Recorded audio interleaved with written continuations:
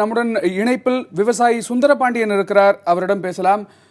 சுந்தரபாண்டியன், தற்போது நம்முடைய செய்தியாளர் ஸ்ரீதர் சொன்ன தகவல்களை நாங்கள் கேட்டோம். நீங்க சொல்லுங்க, என்ன காரணம் இந்த மாதிரி நெல் மூட்டைகள் வீணாவதற்கு? வியாபாரிகள் அந்த இடத்தை ஆக்கிரமித்திருக்கிறார்கள் என்று சொல்லப்படுவது உண்மையா?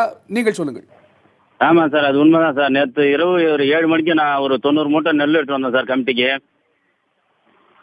சொல்லுங்க சொல்லுங்க சொல்லுங்க. அதான் வந்த உடனே மழை வந்தது சார். போயிட்டு இது மாதிரி எங்கள்கிட்ட இருந்த பரதா காணலாம், நீங்கள் கொஞ்சம் பரதா கொடுங்க சார்னு கேட்டாங்க ஆஃபீஸில்.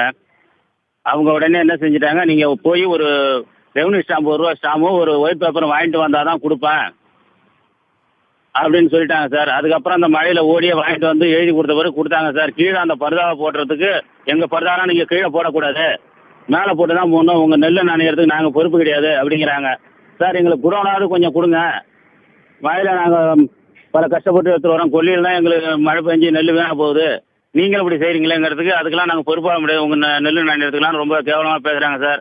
அதோட அவங்க வியாபாரி நெல்லை தான் குடோனில் அடுக்கி வச்சிருக்காங்க. சுந்தரபாண்டியன், இப்போ அவர் விற்பனை குழு செயலாளர் சுரேஷ் பாபு பேசினதை நீங்களும் கேட்டிருப்பீங்க. ஆமாங்க சார். விவசாயிகள் அந்த டோக்கன் சிஸ்டம் பற்றி அதை பயன்படுத்திக்கிறது இல்லை. அவங்க ஒரே நேரத்தில் நெல் மூட்டைகளை இங்கே கொண்டு வந்து குமிச்சிடுறதுனால தான் இப்படி ஒரு சம்பவம் நடக்குது. 7000 நெல் மூட்டைகளை வைப்பதற்கு தான் அந்த இடத்துல இடம் இருக்குன்னு சொல்கிறார். அவர் சொல்வது சரியா? விவசாயிகள் அந்த டோக்கன் சிஸ்டத்தை பயன்படுத்திக் கொள்ளவில்லையா?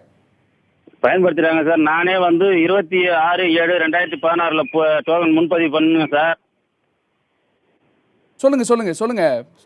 27/6/2014 எடுத்துட்டு வர சொன்னாங்க. நான் அவங்க சொன்ன டைமுக்கு எடுத்துட்டு வந்தேன். அப்படி இருந்தும் எனக்கு இடம் ஒதுக்கி கொடுக்கல சார். நான் ரசீது கையில் வச்சிருக்கேன். சரிங்க சரிங்க. அதை நீங்கள் சரியாக செயல்படுத்தலைன்னு அதிகாரிகள் மேலே குற்றம் சாட்டுறீங்க.